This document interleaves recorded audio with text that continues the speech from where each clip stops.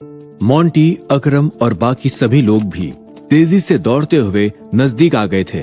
दामोदर की बाहों में भारती का चेहरा धीरे धीरे फीका पड़ता जा रहा था और वो एक दुख भरी मुस्कुराहट के साथ बोली, अभिनव का ध्यान रखना। आज का ये दिन अभिनव के लिए एक बहुत इम्पोर्टेंट दिन था, लेकिन मेरी वजह से सब खराब हो गया। मैं आने वाले समय में भी अभिनव की खुशियों का हिस्सा बनना चाहती थी, लेकिन अब। धीरे धीरे भारती की आवाज टूटने लगी और एक एक शब्द बोलने के लिए उसे पूरी ताकत जुटानी पड़ रही थी। दामोदर ने यह सुनकर अपने चेहरे पर एक दर्द भरी मुस्कुराहट रखी और बोला, ठीक है, मैं तुम्हारी बात का ध्यान रखूंगा। तभी अनन्या घुटनों के बल पास में आ गई और भारती का हाथ पकड़ते हुए रोते हुए बोली, आंटी। भारती ने दर्द भरी मुस्कुराहट के साथ कहा, बेवकूफ लड़की, अभी भी मुझे आंटी बोल रही हो? अनन्या कांपते हुए होठों से किसी तरह बोली, मम्मी जी। सभी लोग बहुत दुखी थे। कबीर, हंसराज, वाणी, सभी की आंखों में आंसू थे। आखिरकार अभिनव, जो अभी तक शौक सा अपनी जगह पर रुक गया था, धीरे धीरे चलता हुआ भारती के पास आ गया और अचानक ऐसे बिहेव करने लगा मानो किसी ने उसे पुश कर दिया हो। वो झटके से अनन्या और दामोदर को धक्का देते हुए आगे बढ़ा और भारती के गले से लिपट गया और बोला, सब ठीक हो जाएगा, इट्स ओके, तुम ठीक हो जाओगी माँ। अभिनव इस वक्त पागल सा लग रहा था। उसने दांत पीसते हुए भारती को उठाने की कोशिश की और बोला, मैं आपको हॉस्पिटल लेकर चलता हूँ, सब कुछ ठीक हो जाएगा, आप बिल्कुल ठीक हो जाओगी। भारती के चेहरे पर हिलने डुलने की वजह से एक तेज दर्द फैल गया था और वो बोली, अभिनव, तुम तो बिल्कुल यूजलेस निकले।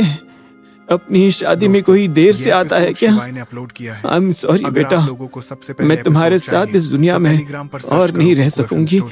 बस शादी के बाद प्रॉमिस करो कि मेरे पोते पोतियों का ध्यान रखोगे।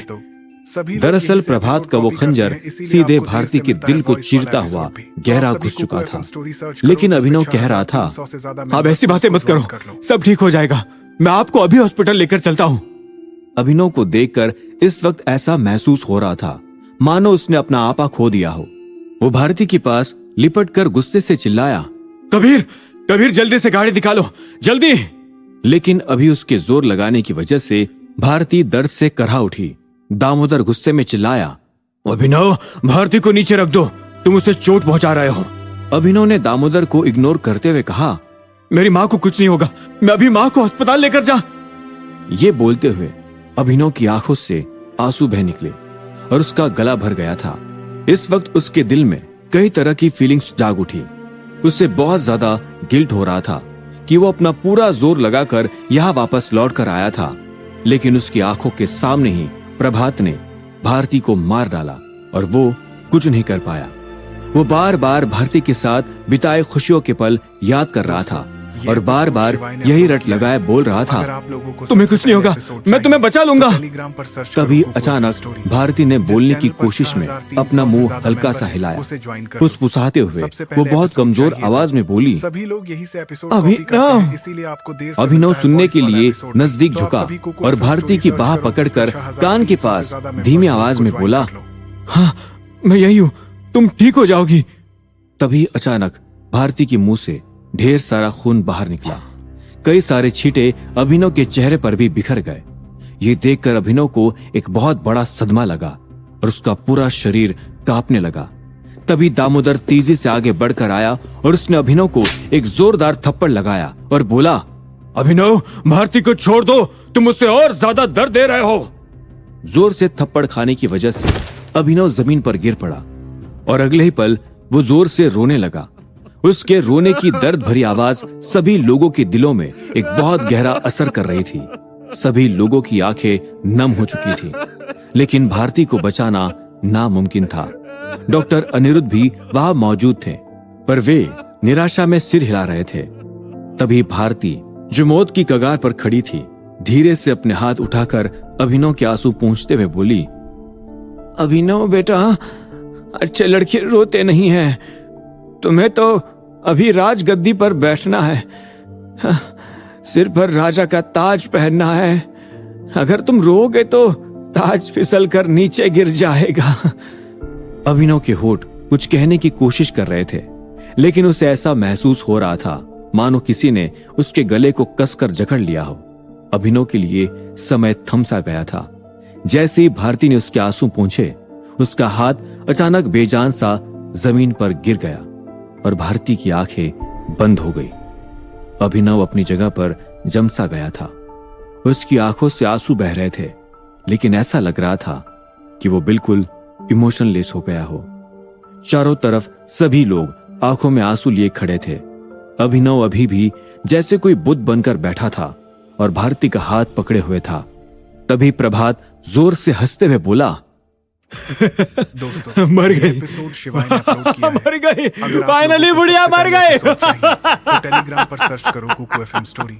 अब तुम्हें समझ आया कि अपना सब कुछ खो देने पर कैसा लगता है। सभी लोग यही से एपिसोड, तुम भी ऐसे ही मरोगे, बिल्कुल ऐसे ही।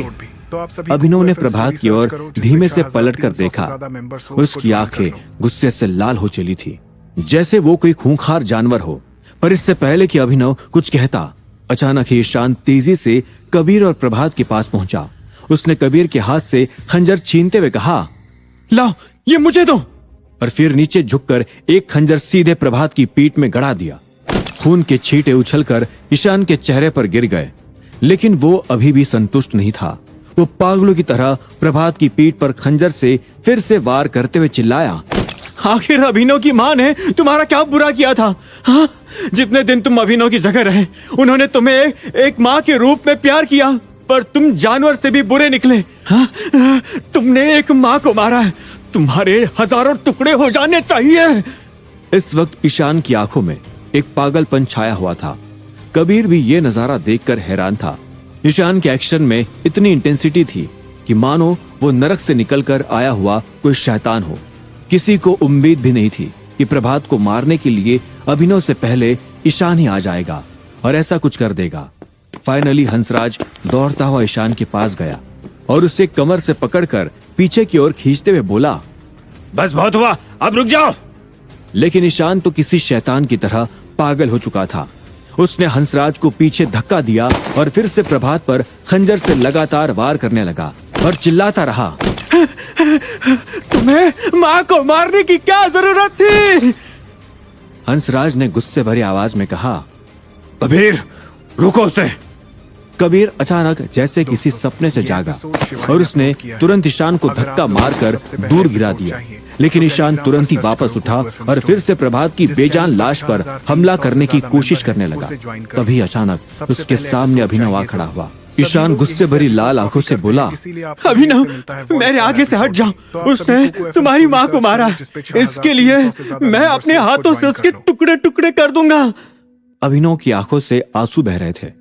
उसने अचानक ही ईशान को गले लगा लिया और एक रूठी हुई आवाज में बोला, बस बहुत हुआ मेरे भाई। अगले पल ईशान की भी आंखों से आंसू बहने लगे। वो खुद को छुड़ाने की कोशिश करते हुए बोला, नहीं, बहुत नहीं हुआ। उसने तुम्हारी मां को मारा है। तुमने अपनी मां को खो दिया है। तभी अचानक अभिनव ने ईशान की गर्दन पर एक खास पॉइंट पर हाथ से जोर से मारा, जिससे ईशान तुरंत बेहोश हो गया। अभिनव एक गहरी आवाज में बोला, बस बहुत हुआ। ईशान को हंसराज के हाथों में थमाते हुए अभिनव भारती की लाश के पास कांपते हुए पैरों से पहुंचा और उसने भारती को अपनी बाहों में उठाकर कहा, मां, चलो घर चलते हैं। लेकिन कुछ कदम आगे बढ़ते ही अभिनव के पैरों ने जवाब दे दिया और वो लड़खड़ाते हुए नीचे गिर पड़ा और बेहोश हो गया। दामोदर ने चिल्लाकर कहा, अभिनव! सभी लोग अचानक दौड़ते हुए उसकी तरफ भागे। लगभग एक हफ्ते बाद अभिनव के बंगले के अंदर सभी लोग सफेद कपड़े पहनकर बैठे थे और माहौल बहुत ही दुख भरा था। भारती का अंतिम संस्कार किया जा चुका था, लेकिन उसके बाद से ही अभिनव ने अपने आप को कमरे में बंद कर लिया था। दामोदर ने चिंता जताते हुए हंसराज से पूछा, क्या वो पूरे हफ्ते से अंदर ही बंद है? दामोदर की जिंदगी में भी इस एक हफ्ते में बहुत उठापटक हो गई थी। जहां वो शादी में शामिल होने आया था, वही उसे भारती के अंतिम संस्कार की जिम्मेदारी उठानी पड़ी। पर वो अपनी ड्यूटी से भी पीछे नहीं हट सकता था, इसलिए वो पिछले हफ्ते में गढ़वाल फैमिली के इंटरनल मामलों में बहुत बिजी था। हंसराज ने घबराते हुए कहा, हाँ, लेकिन जो बात मुझे सबसे ज्यादा परेशान कर रही है वो ये है कि अंतिम संस्कार वाले दिन के बाद से अभिनव बिल्कुल शांत हो गया है, जो बहुत ही डराने वाला है। हंसराज की बात सुनकर अनन्या, कबीर, ईशान और बाकी लोगों को भी घबराहट होने लगी। विक्रम ने दुख भरी आवाज में कहा, उसकी जिंदगी का सबसे बड़ा खुशियों वाला दिन सबसे बड़े दुख वाले दिन में बदल गया। ऐसा लगता है कि अभिनव अपने इमोशंस दबा रहा है। तभी हरदेव ने अनन्या को देखते हुए कहा, अनन्या बिटिया, इस वक्त अभिनव को तुम्हारे सहारे की जरूरत है, तुम्हें उसे समझाना होगा। अनन्या की आंखों में आंसू थे और वो बोली, पिछले कुछ दिनों से मैंने उसे समझाने की बहुत कोशिश की, लेकिन वो मेरी तरफ देखता भी नहीं है, नहीं मेरी बात सुनता है। पूरे एक हफ्ते तक अनन्या अभिनव के पास ही रही। वो जानती थी कि अभिनव और भारती के बीच का रिश्ता कितना मजबूत था। उसे डर था कि कहीं अभिनव दुख में आकर कोई गलत कदम न उठा ले। लेकिन भारती के गुजरने के बाद अभिनव बिल्कुल अलग इंसान बन गया था। वो इतना शांत था कि बाकी लोगों को इससे घबराहट होने लगी थी। भारती के अंतिम संस्कार होने के बाद अभिनव घर आकर एक हफ्ते से अपने कमरे में ही बंद पड़ा रहा। हंसराज ने दामोदर से कहा, अगर अभिनव इसी तरह अपने दर्द को अंदर छुपाकर रखेगा तो उसके लिए फ्यूचर में बहुत दिक्कत हो सकती है।